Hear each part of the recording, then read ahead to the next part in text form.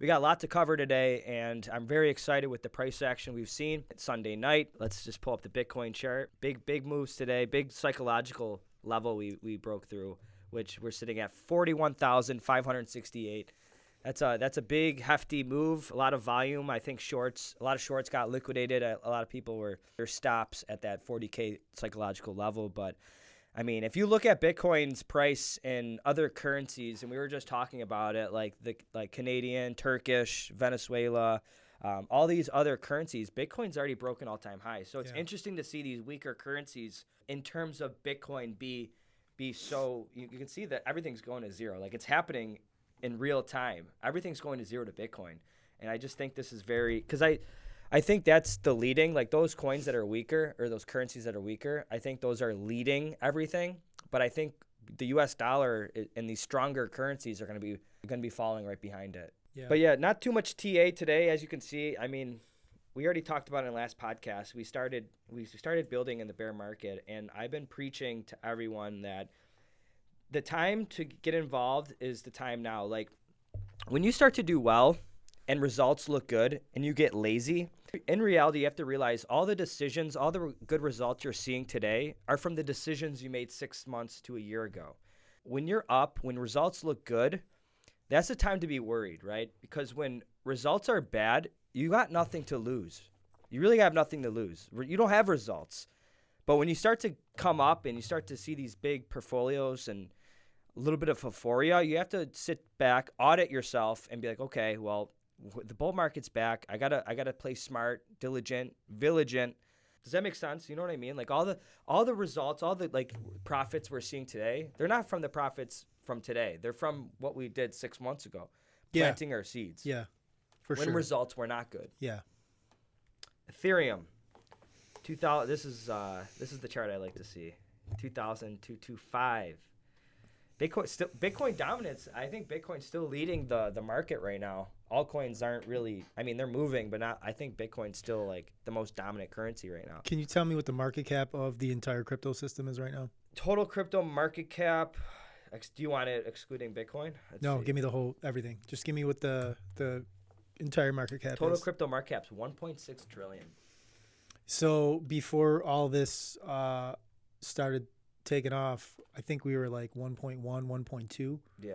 So we've seen an influx of 400 to 500 billion into the ecosystem, and I think a big majority of that is the last 24 to 48 hours, because the whole move from the 20s into the mid 30s to high 30s was basically, if you looked at the market cap, it really wasn't moving. It was going, I think there was like give or take 100. Yeah, and a million or two. And I feel like people weren't sure if like we were in the bull market or not, because people still have bear market PTSD, right? People are still hurting from the previous bear market, and it's hard to flip bullish, right? And I feel like I have more confirmation now that we broke that 40K level, and we can get slapped back down. But as long as we like consolidate around that 40K upper 30 area, you know, I'm pretty confident in the market right now. But this is what we needed to see. We needed to see that move over 40K. But yeah, Ethereum, you know, we're making a higher low, broke through a major resistance at 21. We were just talking about this earlier. Like once we break 39, I think it was the last podcast. Once we break 39K, we break 2,100 on Ethereum. I think it's up only. I mean, I wouldn't say up only. We're going to have pullbacks. If you every bull market you look, there's always going to be 25 to 30% corrections on the way up. You don't deserve the 500% gains. You don't deserve the 300, 500% gains if you can't tolerate a 30% drawdown. There is I saw on Twitter today that there's a CME gap at like 39.5. So if we fill that, we can expect a correction, and then most likely probably after it corrects, it'll probably go back up. But yeah, we won't get into complete detail all that CME stuff is, but yeah. Do you want to jump into our regular conversation? Yeah, we can jump into. Do you want to jump in the set of news, or because I know you had something brewing on your mind? Yeah, I want to be transparent with our audience here, and I told Troy this before we got started. This is either going to be the best podcast we've ever done or the worst podcast we've ever done, because we had a whole agenda that we were going to hit. We went back and forth about what our topics were going to be, and I was like really geared for that. And I even woke up this morning and I messaged you when I saw that it hit 42K overnight and it was at 41.6. Oh, it tapped 42? Tapped 42 overnight, Wow. or sometime in the morning hours it did. And then when I woke up, it was 41.6, and I was super excited when I seen that. So I started my day. I think what happened real quickly was people in Europe, other side of the country, I see it on Twitter. Asia. They're like, I woke up to 40K. Then they Yeah. start buying the Yeah. Asian markets and stuff. So that's where we got that Yeah. little push. It was at like 12 o'clock at night in Eastern Standard. So Yeah. we got a nice little push. Like Yeah, that you night. get the overnights with the Asian markets. They One come of it's in and crazy they buy. too, because you know how like the market for the stock market, they have hours Monday through Friday, and then they have futures. Mhm. It seems like crypto, like, because every Sunday night, like I feel like it kind of has that little momentum going into the week. And Well, you had last night. The other thing too that we can talk about really quick, because I think it's important. Gold hit an all-time high this weekend. It hit it. It hit it during Friday, and then last night I think it traded. It was close to 2,200. Yeah. It was like 2160. Peter Schiff was all happy. His 3% move. Yeah, that's a whole nother conversation. Those Peter Schiff. TradFi guys are But so. the big thing is it opened today. It was down like $90 when it opened. So like there's just like you can see the manipulation in the markets. Like. Yeah. Because that's a sign. Like you had Bitcoin up, you had gold up, you had bonds down, you had futures down. When I pulled in the parking lot today to the studio, the bell was ringing. So I didn't even. And when I got out of the car, I should have stayed another minute or two because I really wanted to know if it was up or down, and I just wasn't thinking because there's other things on my mind that I went through this morning with Bitcoin that I want to jump into in a minute. So you see the flight to safety assets like Bitcoin and gold moving in one direction, and the traditional assets moving in the other direction, where you believe where we believe that everything's going to zero from Bitcoin. But again, I want to get into this bigger conversation because, like I said, I woke up this morning and I was extremely like jubilant when I saw the price. I'm like, this is what we've been waiting for. Like, this is awesome. This is great. And lately, the last 2 or 3 weeks, I've been going really hard on Twitter. I've been trying to engage with as many people as I can, try to get my engagement up, try to get my follows up, because I think Twitter, X, I keep calling it Twitter. X is a great place for, content creation, I think. And this past week, I got into, we talked about it on our live stream. We did a live stream on Saturday, for those of you that haven't seen it. Got into Gary Cardone's spaces. I was in his space last night. I didn't speak last night. I spoke a couple times in the week, but I was on his spaces last night. And the one thing, because I've been in last night. I was just every Bitcoin space I was trying to get into, and I'm brand new to these spaces, and I didn't realize some of these spaces are toxic.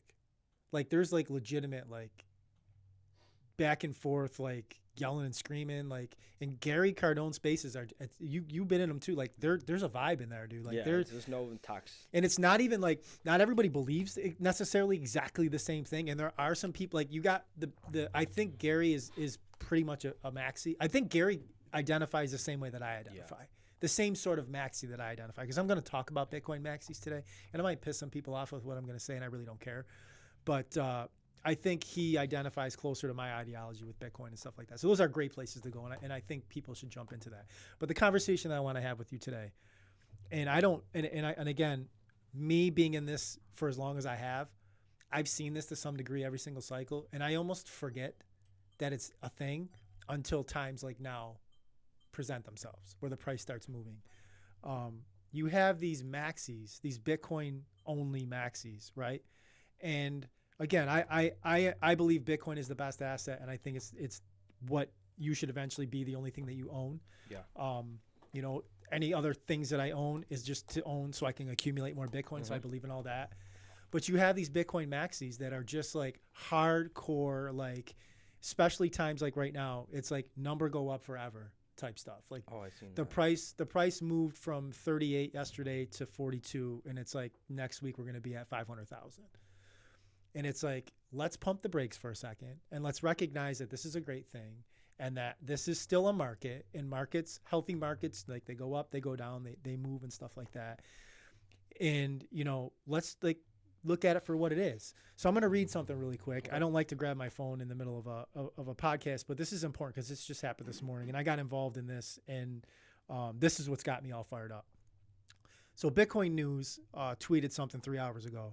So we're filming at, it's 10:13 Eastern. So this is around the 7 o'clock hour.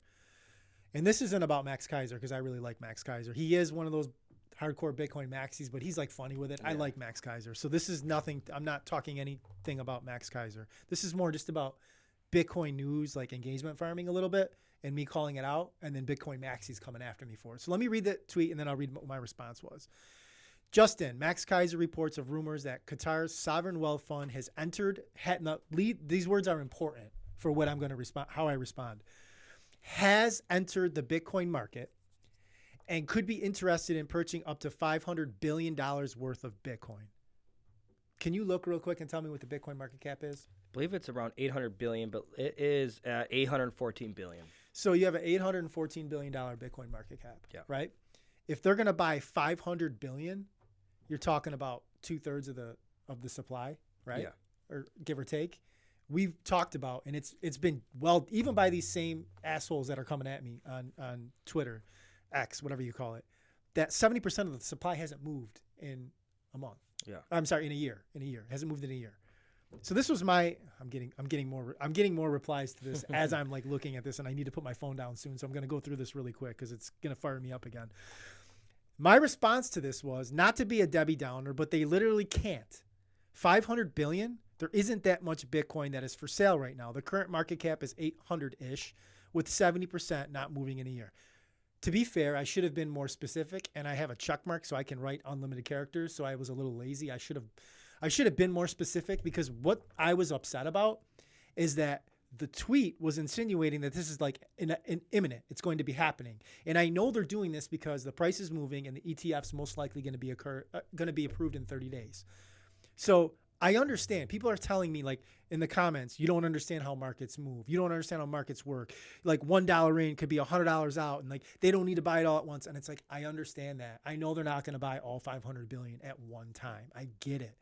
But the post is disingenuous. It's making people that don't know any better think that, oh my God, 500 billion is coming in. The price is going parabolic. And my point is, yes, the ETFs are most likely going to be approved, and that's why we're seeing the price movement that we're seeing now. Yes, I agree with you. It's a great thing. I'm excited too. Yay. Let's all hold hands and sing Kumbaya. It's great. Okay. But it's not going to 500,000 in January. And you know what? To be completely honest, I don't want it to go to 500,000 in January. I really don't. And this is the part that's like got me really fired up, because like these Bitcoin, and again, like, this is going to sound like it's going to really be weird today, because like I'm the guy that's loved Bitcoin forever, and it's going to sound like I don't like Bitcoin today. That's how I'm going to come across. And that's why I said this is going to either be the best one we've ever had or the worst one we've ever had. Because like I'm realizing more and more, and maybe even like I talk about it, so it's obviously conscious, but even subconsciously, I'm realizing more and more how right we are. Right? Like, I say it with conviction, but I don't think anything in life is 100%. So there's always a piece of me that's like, maybe the system doesn't completely fail. But like, every day that passes, in more things I learn and things that I see, it's like, this system is definitely, it's collapsing. So we see this, like this, and I try to, and in some of the comments with people, like, I was like, dude, like, relax. Like, don't act like this is your first bull run. The price moved 4,000 or 5,000. That's nothing. When we're in a bull run, dude, you're going to see 10K candles. Like, we had a day 2 years ago, the price dropped 30,000 in hours. Like, this is nothing. Dude, act like you've been here before, right? So like, that's part of it. But I understand, like, we went through a market where we went from 69,000 to 15, and people were just shitting on all of us because we're Bitcoiners. And like, I get it. I understand the victory lap people are doing. That part I understand. But then, like, what I was saying to people is, you have people, you, me, that we care about that are probably never going to buy Bitcoin. They're just not going to do it. And if they do, it'll be sometime way far in the future, where by the time they do, it will be insignificant, right? So that future, that is possible. I'm going to say it's possible. There's a potential future that exists where we wake up one day and Bitcoin had like $100,000 candle. The price moved parabolic. the system is in complete free fall. The traditional system is in complete free fall, and Bitcoin is just exponentially moving. And we're all like fabulously wealthy, like British Hodl says. And like we are worth lots and lots of money. We feel great about that.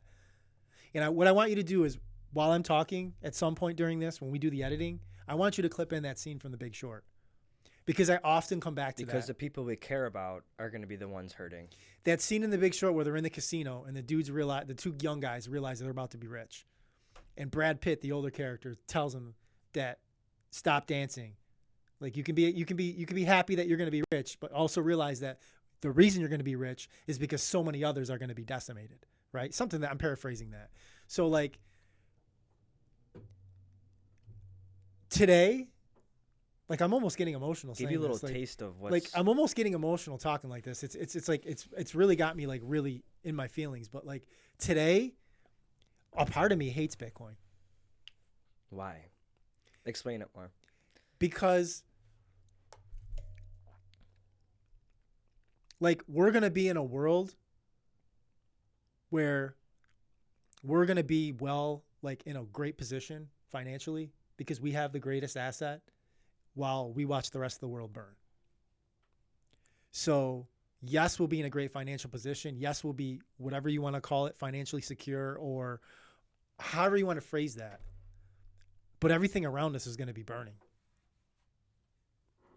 Like for Bitcoin to get to $1 million, which we believe it can, but for it to get to $1 million, the traditional system has to be in an absolute free fall. There is no world where it gets to $1 million that's not the case. That's the dirty little secret here. Like that's what we haven't like stressed enough to people, I feel like. And it was like it took this morning for me to really like self-assess like this whole thing, to like really realize like what is happening. And like and maybe I wasn't honest with myself, because I said I came for the money and I stayed for the revolution, but like maybe there was more of me that was still like tied to the money than I really wanted to like admit to myself, because I get excited when I see the price move too. But are you saying like you're not ready for that type of world? Because well, obviously no one's going to be ready for that type of world, but that comes with the consequences of Bitcoin mooning and sucking all the value out of other traditional assets. Is it because you said it made you emotional? Is it because the people you love, the people you care about are going to be like, holy shit, sidelined? And this isn't some like FOMO, like scarce like thing where like, this is like the reality, and it actually, you even saying that perspective actually made me kind of feel like a little emotional. Dude, these fucking maxi. Oh, damn, I said the F word again. I'm sorry, Mom. I really didn't want to do it anymore. I did so good last episode. These maxis. Looks like you're about to cry. Dude, I'm in my feelings. Dude, I was ready coming here today. I was gonna wear a nice sweater. I was gonna wear and I'm like, you know what? When I leave here, I have to go work out. I have to get a workout, and I just have to go straight from the studio. Like I have to get the workout and get the stress out, because I'm like, this just had me like all messed up this morning. Like people that follow me on Facebook or follow this podcast, or like even my friends and some of my family members that like aren't really Bitcoiners like we are, like for a moment,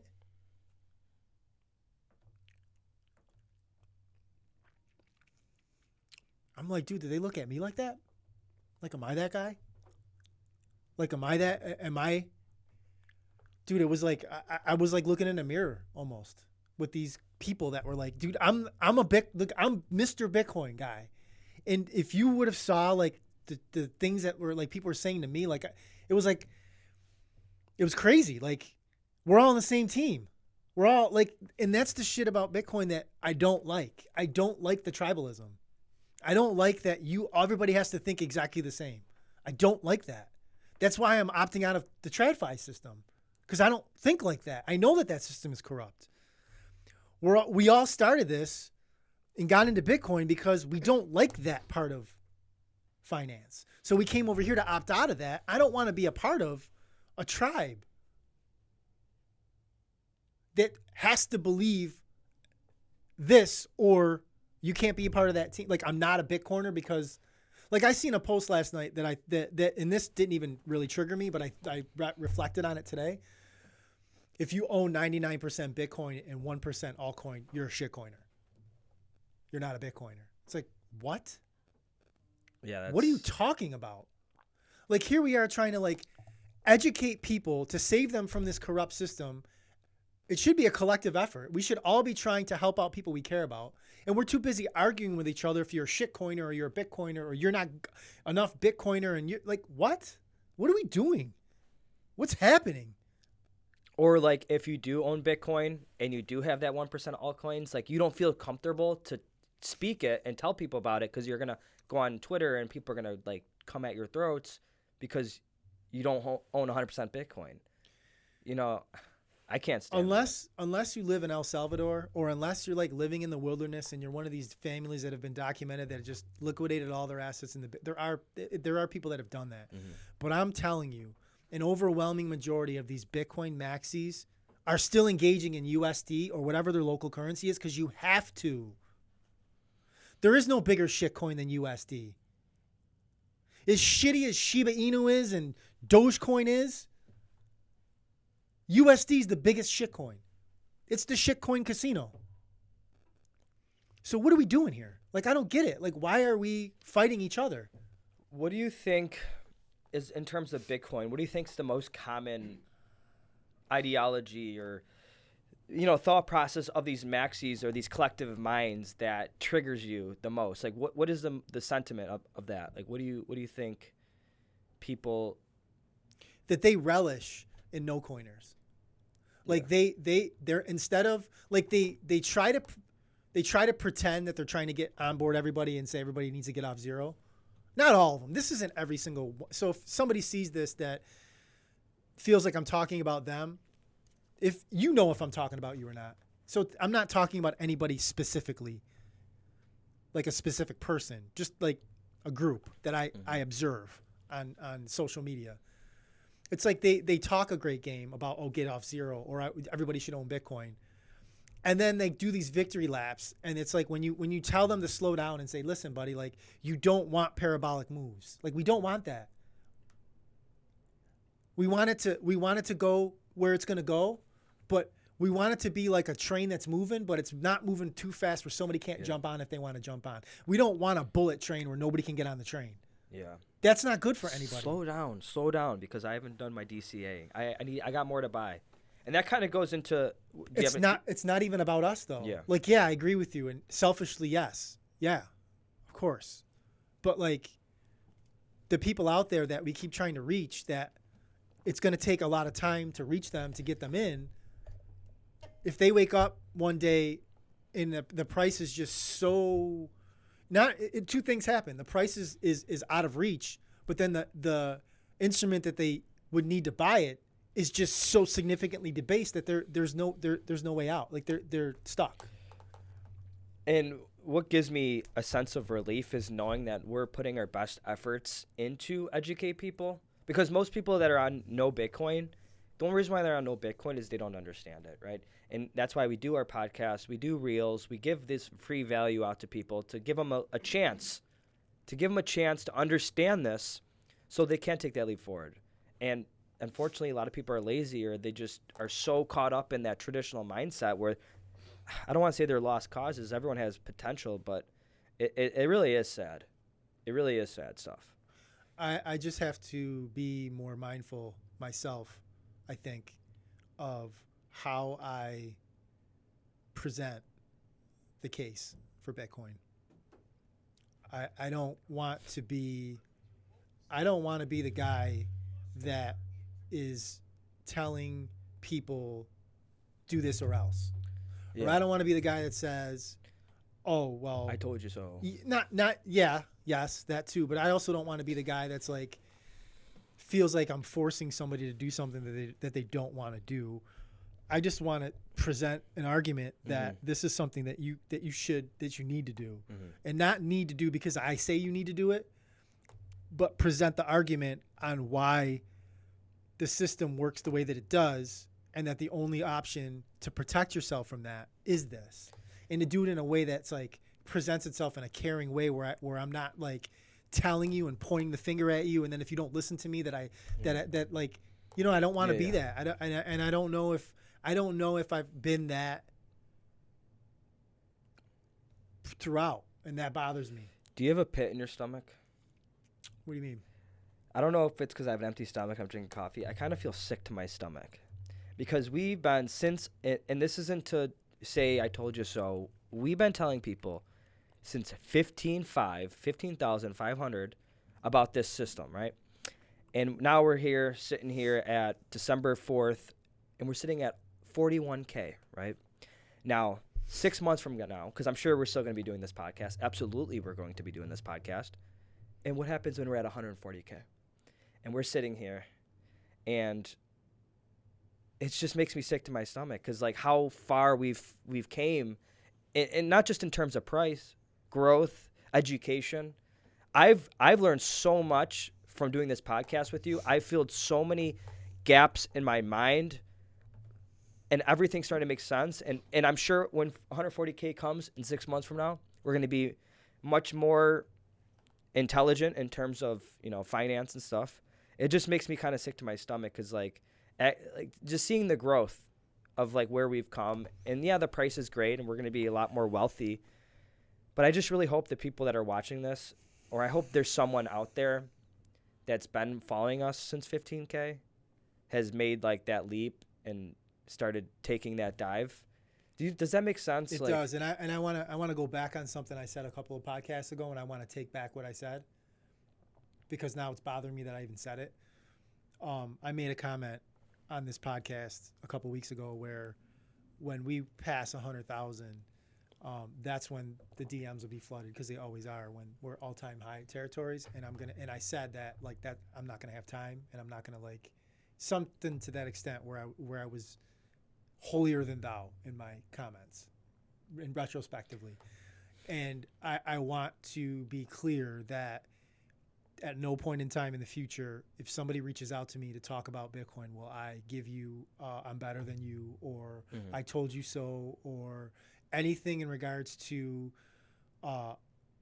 not giving you what you're looking for in regards to, I mean, I'm not going to just tell you what to do. I'm not going to necessarily give you financial advice, but if you're looking for guidance and education, no matter what the price is, I'll provide that. Absolutely.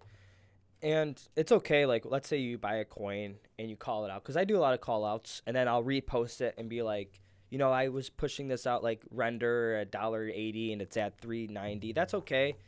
But I just, like, know, like, not to get it to your head and stuff. Like, we're not doing this to, like, flex. It's more for, like, receipts, you know, proof, stuff like that. But yeah, I do want to do you want to dive into this set of news? You sent me a thread by Dylan LeClaire about a daily dollar cost averaging from January 1st, 2020. And we could pull this chart up right here. Yeah. You can see Bitcoin. Is this accurate? The data, 106%? Because this was posted. Oh, yeah, this was posted yesterday. Yeah, he posted that yesterday. Yeah, so daily $10 a day, dollar cost averaging. You can see Bitcoin 106%, NASDAQ 28%, S&P 500. That's from January 1st of 2020, right? Gold, yep, 16%, and then U.S. Treasury bonds, negative 20%. And you can just see this chart. You can see the gold value. You can see the Bitcoin value, obviously exponentially higher. The ROI is right below. And this is crazy because it's such a simple strategy. It doesn't take much effort, you know, just autopilot. And you can set up on Coinbase. I know you can set up like recurring buys where you can just, and I know even Acorns has like a card where it will invest your spare change. Like let's say you buy a coffee for $2.80. The 20 cents could go into your investment choice. Did you know, because you weren't around back then, but I got my friends involved in this, and this is how I know my brother, a couple of my good friends accumulated quite a bit of a coin doing this, because back then the price was only a couple $100. There used to be an app called Lawnmower app. It's called Lawnmower app. And what it did was it worked like Acorns before Acorns. Instead of getting money sent into your checking account or going into a stock, it got deposited into Coinbase. So let's say you went and bought a coffee, and the coffee cost $2.50. It would charge your card $3, and the 50 cents would get converted into Bitcoin and go into your wallet. And like when you're it's every single purchase that card's tied to. So whenever you're using your debit card, it's getting rounded up to the nearest dollar, and it adds up. It adds up, right? And then you also had a feature like Acorns where you could just put like a $5, like whatever. But like for whatever reason that went out of business or stopped doing what it was doing. But like you just made me think of that when you were another thing that's crazy is, and we're sitting here at 41K, right? 41.5. Is it 41.5? Think so. Should. Let's check. So like normal people, and when I say normal people, like no coiners, people that don't study finance, no one knows Bitcoin's at 41.5. Only the true crypto degens know we're sitting at 41.5. It's crazy to think about. I'm looking at the price, and I know you're never selling your Bitcoin. I'm talking about my altcoin positions. I'm already planning my exits. I put a notebook, I put all my altcoin positions, and I'm looking at the market cap, and I am expecting, a 500% return on each coin or more, and I'm planning my dollar cost averaging out strategy. And it's crazy that people that always buy the top every cycle that don't even know Bitcoin's at 41.5, once they do start to get on board, and I'm sure the price will be in triple digits once they do, while they're buying in, I'm scaling out. Right. And kind of like exit liquidity, player versus player. And it's kind of sad how it works, but it's just like how it works. But like, that's why I'm saying, like, just have a plan, start planning your exit strategy now before we're in a euphoric bull run. Cause I said it in the last podcast, you're going to have your drunken goggles on. You're going to be so caught up in the euphoria. You're going to feel drunk and you're going to it's like heroin. You're not going to want, and I've never done heroin. I don't promote drugs, but you're just going to want to check refresh your page 20 times a day. Just start planning your exits now because it's going to hurt bad if you round trip your bags back down. And like going back to what I said before, the results we see today are from the decisions we made 6 months ago. So the decisions we make today are going to be a byproduct of the results we see in 6 months from now. And that's why I like to get in that right thought process, that systematic plan down where I'm planning my exit now. So when that 6 months comes in forward thinking, I'm already made the decision, you know what I mean? So I even write like little notes around my house and I do the date. It's good. Take profits into Bitcoin in big, bold, like random places. Like I open up my fridge, take profits into Bitcoin. When I go to sleep, I wake up, I look at the ceiling, take profits into Bitcoin. That's the things you have to do. And it might be weird, but that's what you have to do. Cause I've already round tripped my bags before and it hurts. So just set up a plan. You don't have to be that extreme. In your shower, you're scrubbing your hair and you're looking forward. Take profits in the Bitcoin. Just little clues, little notes to yourself for the future, so you know that this is what you have to do. This is the right thing to do. Yeah. Next set of news. Kim.com says it's over. Going back to what we were saying about, Yeah, this is. I didn't take a lot of time to analyze too much, but I just wanted to send it to you real quick because I just wanted to kind of reinforce, like, this is the type of stuff that's making the system go to zero. Like, if you take a look at that, the white line is annual defense spending. So that's the money that they're spending on defense for this country. The red line is the interest payment on the debt. Okay. That's just the interest on our debt. The national debt has passed defense spending. That's bad. And it's in billions. That's not good. That's very, very bad. And that just occurred. That I can't see the bottom, but that just happened. So that's recent. So now we're in a world where our interest payment is past our defense spending, which doesn't make us more secure. So what do you mean by that? In any type of way. They have to keep printing. They got to.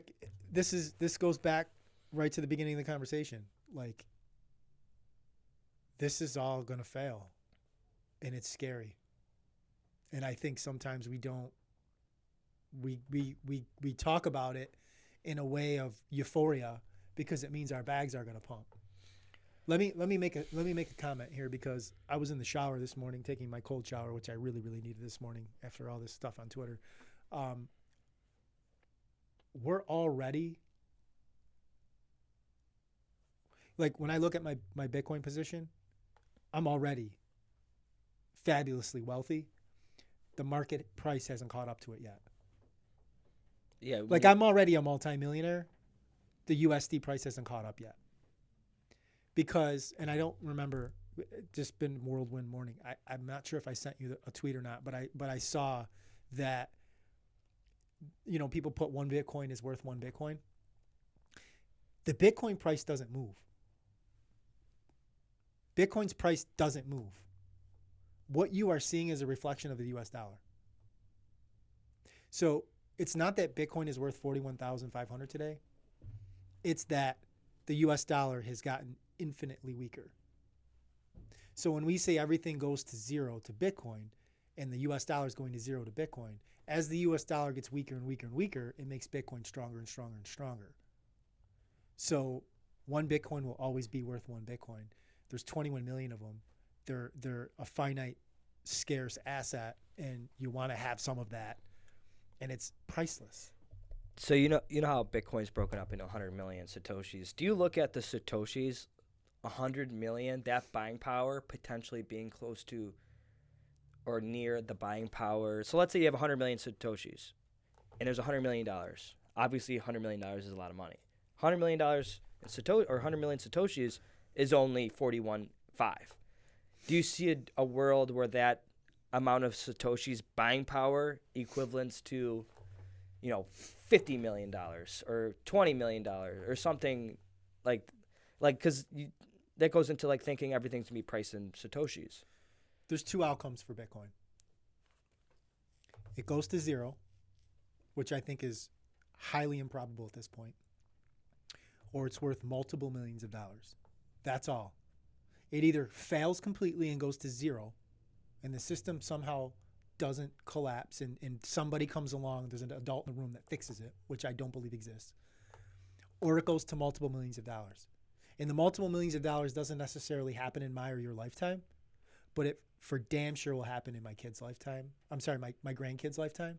So when I say that I'm not selling my Bitcoin, it's because I have made the Rothschild-like investment or the Rockefeller-like investment that will provide generations of lineage wealth. Because when we hit the halvening in April, okay, right now, today, sitting here right today, 950 Bitcoin will be released into the ecosystem today. Right, 6.25 every 10 minutes, or roughly around 950 or 900. I'm sorry, 900 because it'll be 450 in April. It's 900. Roughly around 900 coins are going to be released today. As we film this podcast on December 4th, I want to say happy birthday to my buddy Mike Campan. If he watches this, today's his birthday, his 47th birthday. One of my best friends. You just met him with me when we were at the casino. Today's his birthday.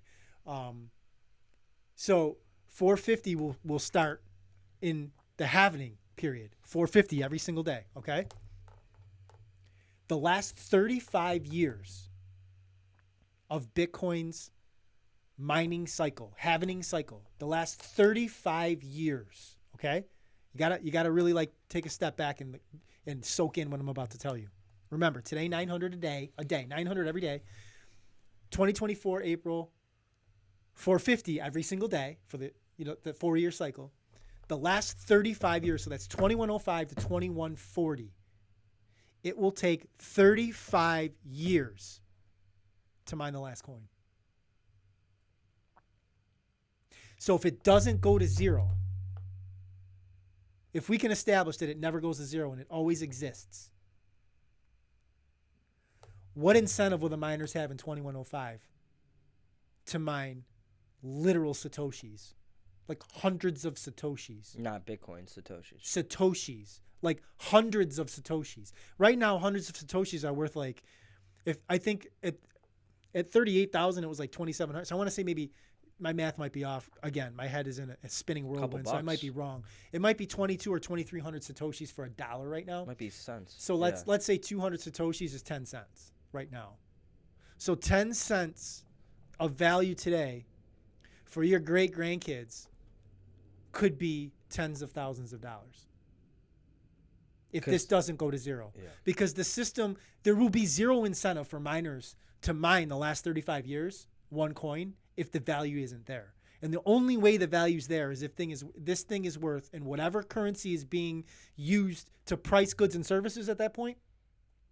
And again, potentially Bitcoin could be the Bitcoin. It could. I don't think Bitcoin will be the standard. I think it'll be something that potentially backs some sort of currency, but I could be wrong on that. But again, there's two scenarios. Only two. There's nothing in between. There is no, $30,000 Bitcoin 25, 30, 40 years from now. There is no $100,000 Bitcoin 25, 30, 40 years from now. It doesn't work. It goes to zero if that's the case. The system collapses. The Bitcoin system collapses in that. So it's zero or multiple millions. So this is a selfless decision that I'm making, because most likely, although on paper I'll be worth a ton of money and I might be able to leverage it in some sort of way to give myself a better lifestyle, it won't be me that enjoys this fabulous decision that I made for my family. It will be future generations of Renalis that gets the benefit from my conviction and my hodling and my ability to see what this thing is and will be in the future. So for people who don't know, my aunt, my stomach's growling. You're the son-in-law. Eat breakfast, man. It's important. Yeah. Yes. Your aunt is. And I'm her nephew. Yes. That'd be crazy. All our conviction, our podcast, 100 years from now, kids are watching this. They're like, "Wow, those savages." And that's and again, like change the whole life. Getting back to this whole, like, today I don't like Bitcoin today. Talking through this, I'm getting myself out of that thought, that how I originally felt with this. But I do feel sadness, because I just don't think there's enough time available to us to onboard enough people to recognize what's happening, because they're too caught up in a fiat mindset. And I don't blame them for that. It took me until the pandemic, 6 years into Bitcoin, to realize 100% conviction. Only because, to be fair, I study finances way more than the average person. Yeah. Probably more than even financial advisors study finance. So for me, even that, it took all that time, and then I was able to have it click when I realized how the system works, where things are going, why Bitcoin's price moves, the whole, like what I just explained to you, broke down with mining. Like, the average person is just not gonna. They're gonna see it for, if I buy Bitcoin at 75,000, I want it to go to 150, and then I'm selling, so I can get more of fiat. Yeah. And it's like, yeah. And I originally had that mindset, and it takes a while to get out of that mindset. Even a few months ago, I was like, kind of like had that mindset, but like, where am I gonna go? What am I gonna sell it into? Fiat? What am I gonna do with that? Nothing. Unless it, like you said, like, make sure if you have kids, family. Like, I'm a single dude. I don't have kids. Like, I don't need to take profits. It's not a logical concept for most people, and I understand it. It's not a logical concept to buy this thing and to say I'm not going to sell it. For most people, the logical response to that is like, dude, why? What are you thinking? Like, that's ridiculous. Yeah. Because people are so used to, like, if I'm investing in real estate, or if I'm investing in equities or commodities, or, investment X, Y, or Z, like, the whole goal of that is to put in a price and to get out a price that's much higher than the price I put in. Like, that's the objective of investing. So to pivot to a mindset of, I'm not investing for me, I'm investing for my lineage, to protect my family from making it in the future, is not a concept that people are conditioned to accept. And I think, like, I could say we have to be willing to accept that that's just going to be how some people think, and bashing them for thinking like that, or waving our finger in their face, or whatever the case may be when this thing really rockets off, does nobody any good. Yeah. It doesn't make me. I obviously I know I won't feel. I'm not going to feel good. Like I'm already not feeling good, and it hasn't done anything yet, and I'm not feeling good. So you're not gonna when it breaks triple digits, you're not gonna feel good. No, I'm not. Hopefully, I can work through a lot of stuff before that happens. Yeah. I want to because we've I was gonna tell the listeners today that my objective when we reach 100. I've been thinking about this for a long time. I've already decided I was gonna do it, but I figured that 100,000 would be a great, like, especially doing this podcast. I can come on here and present it. I'm gonna get a tattoo of Bitcoin, the Bitcoin symbol on my wrist. So I got it up my sleeve with the thought process that it's always there, that I'm not selling it, that I got it. When we break 100K, I'm going to come into the podcast after that, hopefully with the Bitcoin tattoo. So, I mean, I'm selfishly, like, if I'm being completely transparently honest with both myself and our listeners, yeah, I'm going to be excited because we've felt that was inevitable for such a long time, and reaching that will be it'll be like our coming. I feel like even more so than for me, this is how I believe. Maybe not everybody believes this. And I already know where you're headed.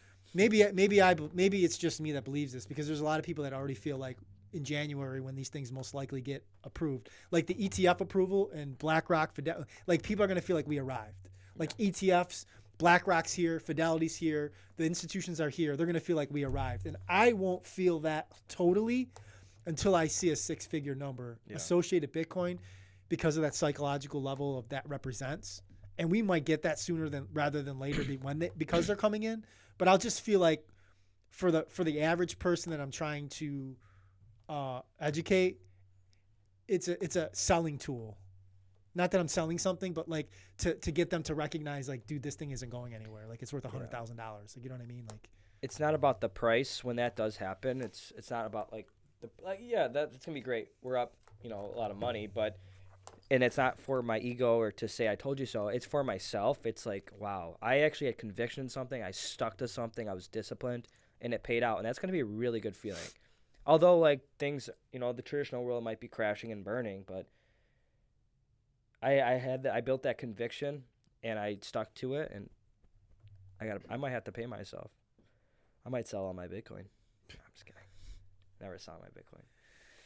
Rich, you got any thoughts over there listening to all this? Like, what do you, because you represent like some of the people that I've been talking about that don't own Bitcoin or definitely don't think about it the way that we think about it. So, like, what are your sitting here listening to us bullshit about all this stuff and talk about it's funny because I was trying to think about how I'm over here and I have my traditional assets. And I do pretty well with my traditional assets. I'm retired. I always invested. I admittedly just have been a invest and hope that it all worked out kind of guy. Most of us, that's how we are. I think most people don't. You're distracted by so many other things in your life. And I think ultimately, like, it is depressing when I think about, like, I follow more of the political side of the debt than the investment side. And my son and I, we often talk about, like, this system that we use. Some of it's the financial system, and a lot of it's just the way we fund the government, the way the government operates, the way the government spends money on things that instead of its own people, like.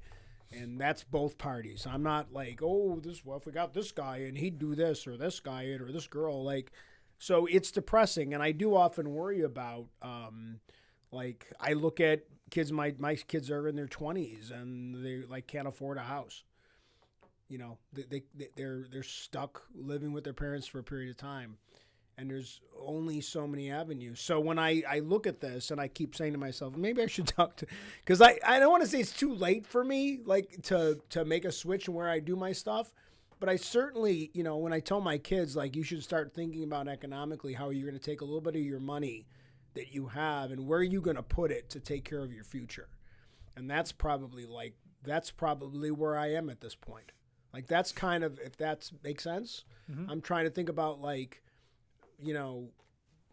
Like, I know I have assets, and I think in my lifetime those assets will be fine. Like, because in the 20 to 30 years, I worry more about, like you talk about, like 50 years. You know, like you and I probably won't see the collapse. We'll know it's coming. Potentially, yeah. You know what I mean? Like, that's kind of where I am. And by collapse, I don't mean just in a financial sense. I think, again, because I'm more on the political side of things. I want to ask you about that, Yeah. because you're a good dichotomy to ask this question for with the politics. I want you to answer as honestly as you possibly can.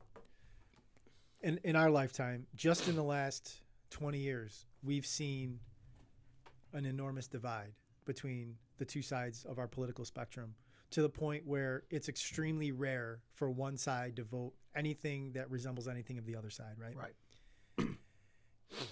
That's not good, right? It doesn't matter if you don't believe if you're a hardcore one side or hardcore the other, like, to never agree on anything, that is the definition of the government not being able to work properly, right? Right. So do you see anytime in the near future us getting back closer to that, or do you see the divide continuing to get larger?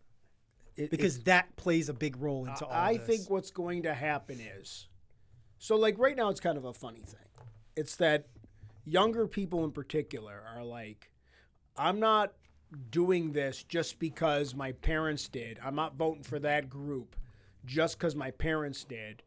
And because they're better than the other guys. And that's how most people vote. Most people are like, well, I'm gonna support this party because they're not as bad as that party. And that's both extremes. And I think we're headed to is that, I'm not going to say we're going to have a one-party system, but one party is going to end up, I think, controlling everything in probably within 20 years. Is that a good thing or a bad thing? I don't think that's a good thing. I think what will happen is, because this is the way it's always done in politics, is we swing this way because this group had too much control for too long, and then we tend to swing back the other way. And that, if you look at the history of the United States government, that's the way it kind of works. What I kind of stopped.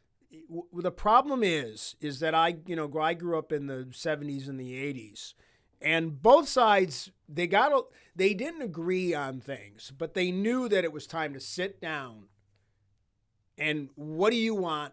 What do I want? And, okay, I can't have everything and you can't have everything, so let's both get something. And that was how agreements worked. And at the end of the day, those guys would, they'd go into a back room and then they'd have a beer, and they didn't hate each other. Now it's become like, and it all started, like in our media has done this to us. It started with like talk radio. It started with cable news. Then it moved into social media. And we just, people are just nasty to each other. Like you're experiencing it today. If I post something on X, I post one thing and someone's going to be like this. And then, all these words that now we use like on a regular basis, and if you look at what's going on in the Israel and Palestine, I mean, like, my views on that, what we do in those types of parts of the world, has significantly changed. Our country's got issues because of our operations in the Middle East and in Central America, and now that's coming back because we've hurt those countries with our policies 20, 30 years ago, and now those countries can't support themselves, except ones that are trying to financially try to do things differently.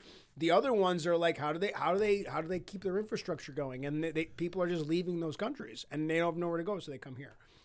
So if you look at a map, right, and this is why I asked him this question, because it's really important, and this leads to the whole why the system's going to collapse type conversation. And I'm glad because I know that Rich is into the political spectrum, so he understands all this stuff. If you look at a map, you can Google it online, and you'll look from like the 1950s till today, and you'll see red, and you'll see blue. In the 1950s, when they voted on legislation, everything was mixed. It was so close you could almost not tell who was what, right? Then you look at the 60s, you look at the 70s, you look at the 80s, you look at the 90s, and then you look at today, and you have red way over here, blue way over here, and like a couple little dots that are kind of close, but nothing intersecting, right? So what has happened in our politics is and nobody wants to admit this because it's not sexy. It's not it especially with social media, because like tribalism, especially with what I just went through today, like tribalism and Bitcoin, it exists in politics. So being team red and being team blue is almost like a badge of like honor and stuff like that. What people don't want to admit or just don't want to see is that when you got a red guy that's going to campaign for their whatever they're going for, and you got a blue guy that's going to campaign for whatever they're going for, the money comes from the same spot. The people, there's only certain select few people that have all of the wealth. Yeah, I they saw are a thing not yesterday. blue, they are not red. I saw a they thing, put money yeah. in both sides and have us argue, and the more divided we are, the easier it is for them to conquer and get more wealth. So while you got your MAGA guys and you got your Elizabeth Warrens and us that like pick a side and go back and forth and do all the fighting for them, it's like the same people that right now, the same people that are putting money either behind Biden or Newsom, whoever's going to run, I'm not sure, one of those two, the same people putting money towards them in their campaigns are the same people putting money towards Vivek, even though he says that he's not, in Trump, even though he says that there's people that still put money in those campaigns, as well as DeSantis. Because you can't run a campaign unless you, especially on the general election level, even more so, you need hundreds of millions of dollars to run for president. Hundreds of millions of dollars. Like I think in 2020, it passed $1 billion for both sides. Right. So you need insane amounts of money. And there's only a couple people that have that. And they're not blue bloods, blue reds, like whatever. Like the same people are controlling all of this, and we're fighting over it, and you're seeing this divide. And like meanwhile, there's cracks in these systems, and the ability for us to get together and say, this is bullshit, let's fix this, has been eliminated. And that's the one reason you'll see with young people in particular, they're voting, and they're voting in, but they're very clear, like their guy, people that were under like 30, like 20 under 35 were like Bernie Sanders. They loved Bernie Sanders. And then Bernie, with the stuff going on in the Israel-Palestine situation. Who's a career politician that's lived off the system for 40 years. He came out and they like abandoned the dude. And that was their freaking hero. That was Bob Dylan to them. That was like their cult hero. Bernie Sanders. And Bernie huge following in like the pre-2016 election. Yeah, like people really, really wanted him, and because of decisions that were made by, who should have been the candidate, and I could go on to this whole different podcast. He should have been the candidate. He should have been the candidate. I'll say this, and I'm sure, and I don't want to cause you to get shit about this. Like 100%. When Hillary Clinton, no, I'm not saying I would have voted. The Democrats decided Hillary Clinton was going to be the nominee. Yes. And I'm not a Hillary Clinton fan. I'm not a Clinton fan. But I voted for Clinton once. Like I don't always vote one party. But if you go back and you Google this and you look at what her slogan was, it's like basically it was, it's my turn. That was basically vote for her because it's her turn. That was the political campaign concept that we should all get behind her because it's her turn. And people were like, well, hell no. And we want Bernie. And the system was structured with super delegates and all this crap that there's no way Bernie Sanders could have got the nomination. And then everybody was shocked when people stayed home and didn't vote for Hillary, and we ended up with the other guy. And that is, again, because there's a generation of people now that are just like, I am not just voting for him or her or them because, like, maybe you'll give me a little something. Because if I'm a young person, they don't look at it from like, if I vote for this guy or if I vote for this guy, my wage is going to go up. And I'm going to be able to afford that house. Because they're like, I can't afford to buy a car. And now they made leasing prices higher. So like, I can't afford a house. So I'm stuck in this cycle of renting and I'm not gaining any equity, towards whatever. And they're just like, maybe I just won't vote this time. And that is scary to me that we're not that those young people, until they start getting into positions of power, we're stuck with the system. Can't change because the system's inherently controlled by, like you said, those corporations and those entities, individuals that play both sides. And I'm sure there's a lot of people who disagree with everything I said, and that's fine. But I'm 56, and I've been watching this shit, and I've voted for both parties, and I've switched parties, and I've been all over the place, and it's all just a shell game. It really is. It's two sides of the same coin. Yeah, it's your generation that's gonna have to be instrumental in giving us an opportunity to prolong the failure. Yeah. Because all the older folks tell me, like, I'm so glad, like, I'm dying so. Oh, well, that's maybe just... Well, this is the first generation of offspring that will be better off than their parents. They're not better off than their parents. I mean, like, some of them will be, because some of them are, have learned like they've... but it for them to do, like... I'll be able to do some things for my kids, because that was the reason I wanted to make money, because I wanted to do things for my kids. That was the way I was raised. I want to be able to have something to give my kids, maybe my grandkids too at this point. I want to be able to put a little something for my grandkids. But like my son and my sons will have a harder time doing that,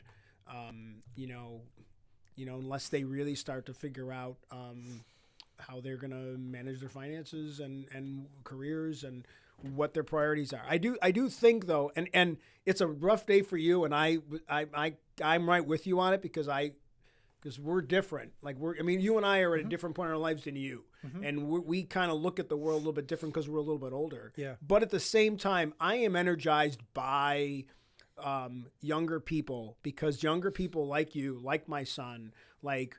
I'm going to swear, fuck this shit. I'm not doing it the way you guys did it, because you guys did it your way and it sucked.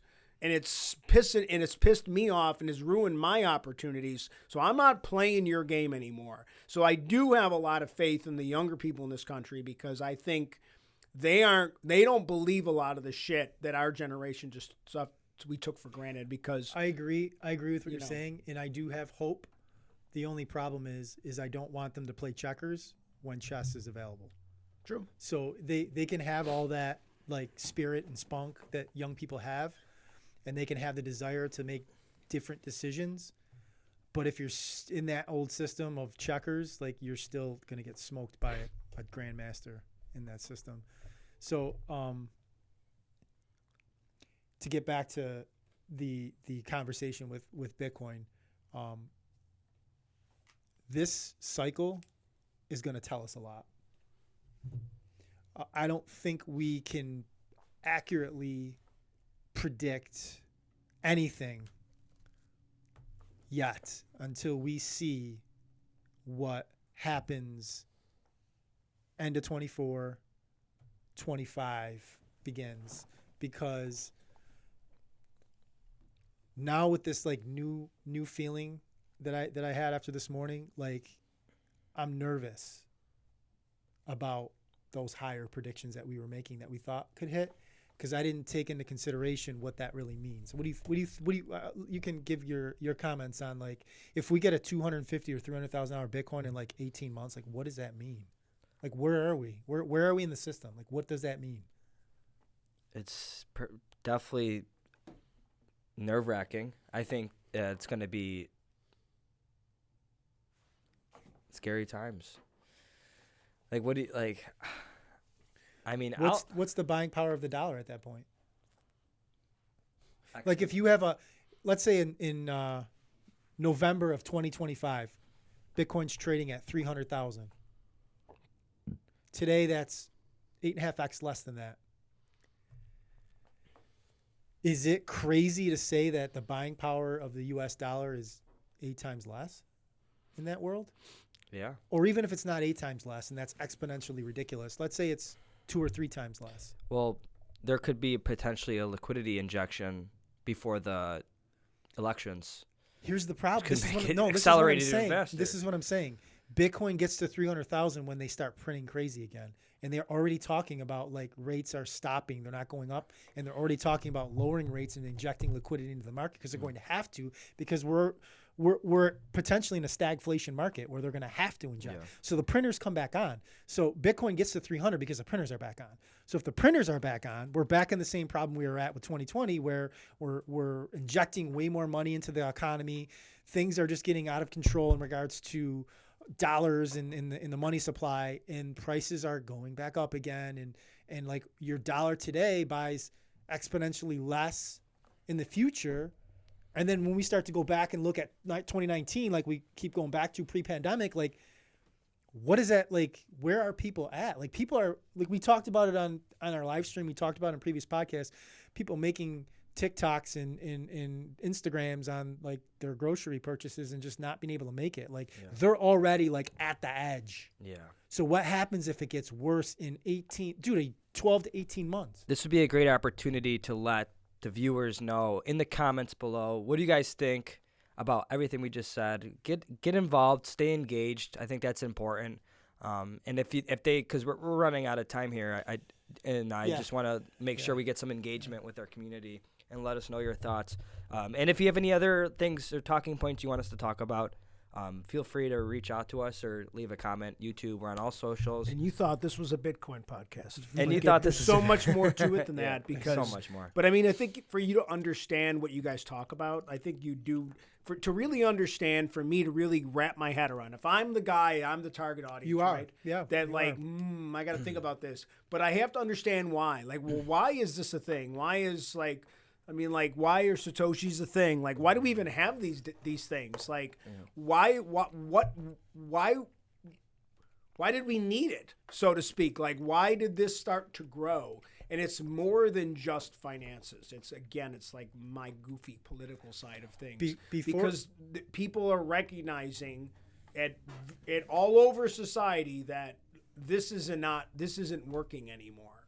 And we've got to, something has to change, or there'll be nothing. Before you started working with us in this podcast, did you know there were 100 million Satoshis in one Bitcoin? I will admit, I think I knew a little bit more about Bitcoin than probably the average guy.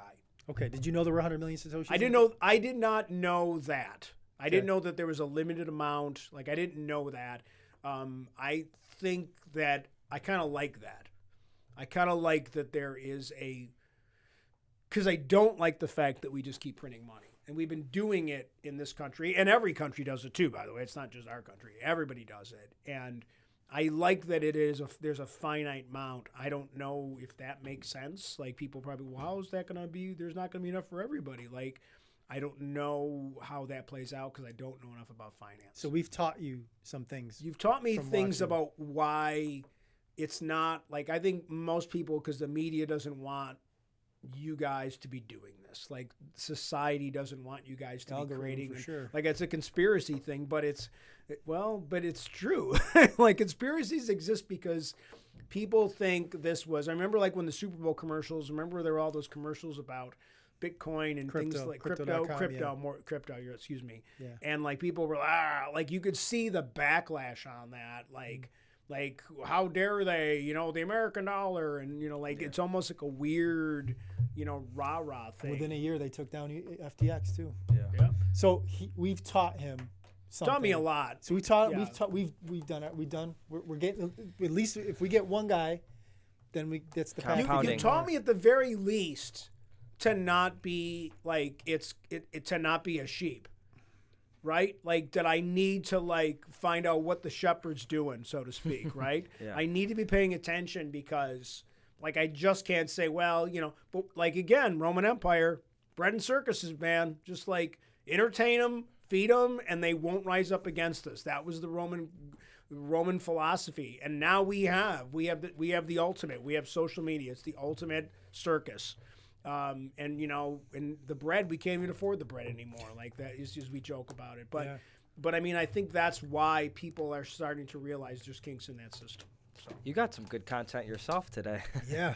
Hopefully your boy edits them up and makes me look Yeah. good. Can he fill in my hair a little bit? Can he do a little special, or crop it up like something like that? So let's end with the spaces. Yes, that's what Yes. exactly where Really? we're on the same wavelength. Let's go. Go ahead. Yeah, well, you don't know. I don't know the day exactly, but Okay. we're going to be starting to do Twitter Spaces. So feel free to join in on us on Twitter live. Twitter, value, and we're going to have a few other of your two best friends hopping on. Yeah, what we plan on doing, I got to talk to them because they haven't told me for sure that it works, but I know my one buddy's off on Wednesday, so it'll work that day. They're two of my best friends, and they've been in and out of crypto during my journey. But me and Troy are gonna host and co-host a Twitter Spaces and have my two buddies on there where the four of us are just gonna start talking about Bitcoin, like kind of like we do in this podcast, and then obviously in this Twitter Spaces, Q&A. It's open to anybody. So if you're on Twitter and you see that going off, hopefully we can get this up in the next day or two so we can be up before Wednesday so people can see that. And if you're on X, and it'll probably be at some point at night, and if you follow me at RANALLI_Don on Twitter. DeFi Gadget, DeFi_Gadget. Yep. And we'll be, I'm posting like a maybe not so much today. I might take a little bit of a break on there. But, no breaks. But so after it's all said and done, I still love Bitcoin. Yeah, I don't hate it. I had to work some things out. Yeah. And You feel better? You got it off your chest? This is my therapy session today. Hopefully it isn't the worst podcast we ever did and people got some value out of it. All right, awesome. All right, give us a like, comment, subscribe, follow us on all social media platforms. We're here to serve you. Thank you for watching. Don't trust, verify. Don't trust, verify.